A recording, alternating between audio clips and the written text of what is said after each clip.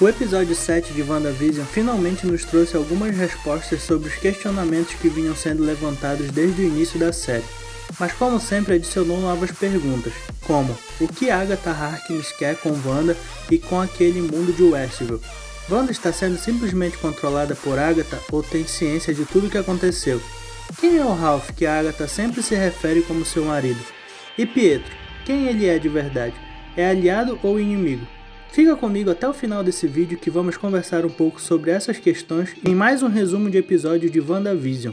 A primeira coisa que notamos claramente neste episódio é que o estilo de seriado mudou e que agora Wanda está em uma espécie de documentário, que em meio às cenas são adicionadas falas dos personagens comentando o que está acontecendo na história. O episódio inicia com Wanda bastante cansada em sua cama, por conta dos acontecimentos do episódio anterior, em que utilizou seus poderes de forma muito intensa e acabou se esgotando. Vimos mais à frente que Wanda fez uma expansão do domo em um raio de 13 km para salvar a vida de Visão e ao mesmo tempo acabar com a base da espada que estava de plantão logo próximo às redondezas de Westview. Tommy e Billy vão até Wanda para dizer que o jogo deles estava maluco, o que na verdade é uma instabilidade no mundo criado por Wanda por conta da adição da extensão de área que Wanda precisa controlar agora, e esta instabilidade vai persistir durante todo o episódio. Podemos ver que este episódio se passa logo após o dia seguinte à expansão do domo, pois Wanda acorda com a roupa de Halloween que estava vestindo na noite anterior. Bastante irritada e frustrada com tudo aquilo, ela só quer ter um dia de paz sem ter que fazer nada, nem mesmo dar atenção aos filhos que ficam preocupados com tudo o que está acontecendo. Wanda se levanta para tomar café e começa a perceber a instabilidade de seu mundo, mas faz de conta que nada está acontecendo e continua seu dia preguiçoso, sem saber que não teria a desejada paz. A tradicional abertura da série de Wanda desta vez foca todas as atenções à personagem, que deixa claro que naquele dia não teria família, vizinhos e nada de fora para perturbar, e só Wanda, como o VT mostra. Do lado de fora, Hayward conseguiu montar outra estrutura para a espada e diz que vão lançar hoje. Essa foi a única cena do núcleo da espada nesse episódio, o que nos faz pensar que Hayward está montando um forte ataque ao domo, o que fica mais bem explicado por Mônica mais à frente. Outro ponto importante desse momento no núcleo da espada é que Hayward é informado que a transmissão do seriado de Wanda está interrompida e sem sinal. Visão reaparece e logo encontra Darcy, que foi transformada em escapista de circo em Westview. O Vingador tenta dialogar com Darcy, que não se lembra dele, o que faz o herói logo perceber a situação e tratar de libertar Darcy do transe, assim como fez com Agnes no episódio anterior. Ao se libertar, Darcy diz que tem as respostas para a Visão, mas todas as perguntas feitas por ele, ela não sabe responder. Os dois personagens passaram este episódio servindo de alívio cômico, mas isso provavelmente irá mudar nos dois últimos episódios desta temporada. Wanda, mostrando um comportamento bem diferente do agregador e familiar dos últimos episódios, bem fria, responde para os gêmeos que se Visão não quer ficar com eles, então ela não pode fazer nada, e que não devem acreditar em Pietro, pois ele não é o tio deles, o que deixa as crianças confusas, mas Wanda não dá mais explicações. Mais à frente percebemos que os alívios cômicos de Visão e Darcy são todos causados pela própria Wanda, que não quer que o esposo volte para casa ainda, provavelmente para evitar mais perguntas e desentendimentos. Agnes, como sempre chegando na hora certa, propõe para Wanda ficar com os meninos para que ela possa descansar, e sem pensar Wanda topa e faz com que os garotos vão com Agnes. Do lado de fora temos a primeira aparição de Mônica e James neste episódio, que recebem o e-mail enviado por Darcy antes de ser levada para o domo. James diz que os documentos que Darcy enviou falam sobre um projeto confidencial de Hayward com o codinome Catarata, que pretendia usar Visão como uma arma senciente à disposição da espada. Mas como Wanda roubou o corpo do marido, agora todos os esforços estavam voltados para recuperar Visão. Por isso que no episódio anterior, quando Darcy entrou nos arquivos da espada e viu o monitoramento de pessoas, ela percebeu que Visão estava tendo um grande foco, como se só ele importasse ali dentro. O que nos faz pensar que se Wanda não tivesse roubado o corpo de Visão e só feito ele de forma holográfica ou algo do tipo dentro de Westview, talvez a espada não estivesse envolvida no caso da anomalia Maximoff.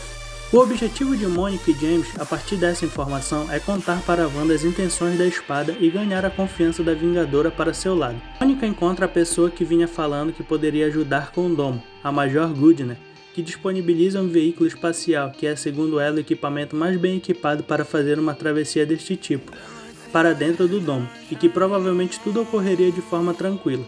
No domo, Wanda fica irritada com as falhas em seu mundo, em que tudo fica se transformando o tempo todo e ela não entende o que está acontecendo. No momento do documentário em que ela desabafa isso para o público, a voz de Agnes fala com ela perguntando se não é aquilo que ela merece, causando mais estranhamento em Wanda.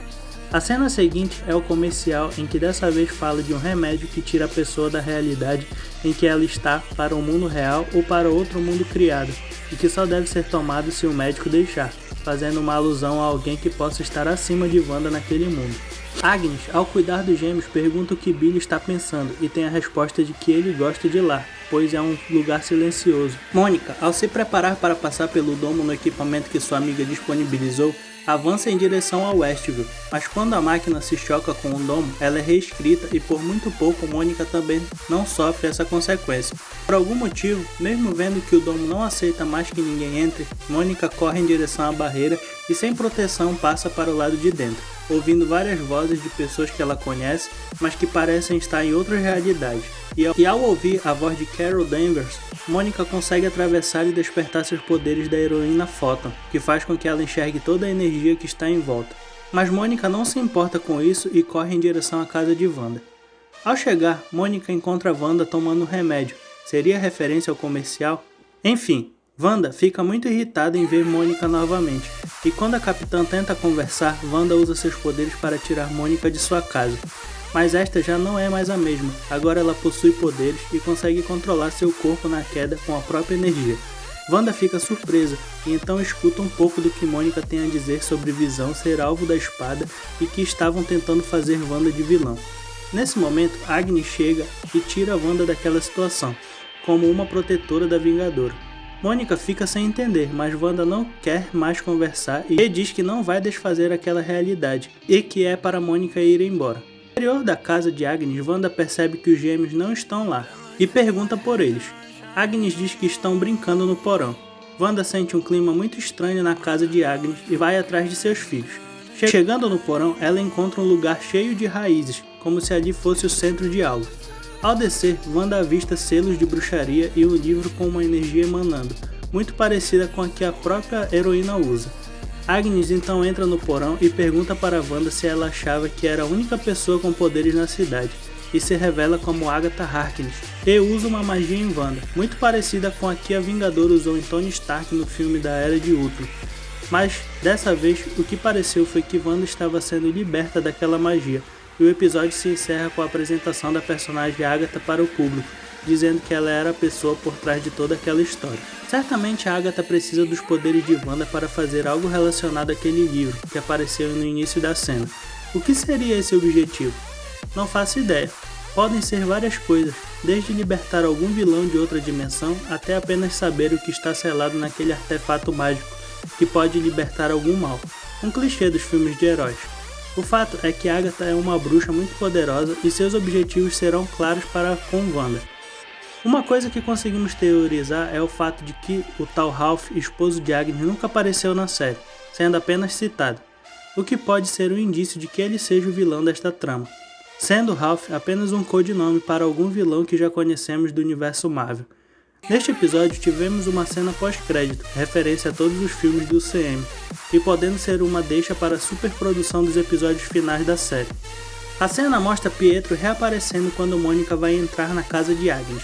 O que me pareceu em primeiro momento é que Pietro está ali para ajudar, pois se não fosse assim, ele poderia simplesmente ter abatido Mônica. É certo que esse Pietro não é o irmão que Wanda conheceu, mas ainda não sabemos quem ele é na verdade. Será o Doutor Estranho disfarçado de Pietro naquela realidade?